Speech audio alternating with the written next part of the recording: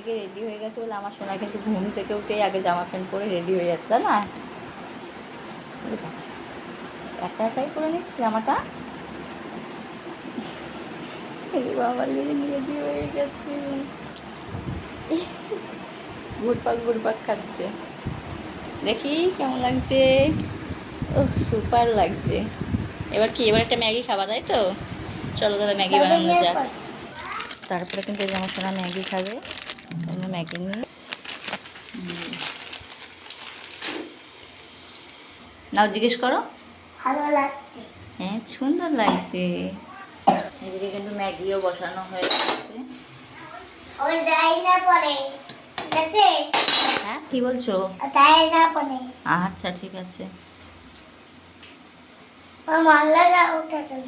দেবো তো মশলা। আমরা এখন ঘুরতে যাবো তাই না?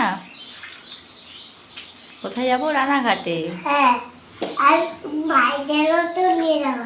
ভাইরা তো দিদা বাড়ি এসেছে।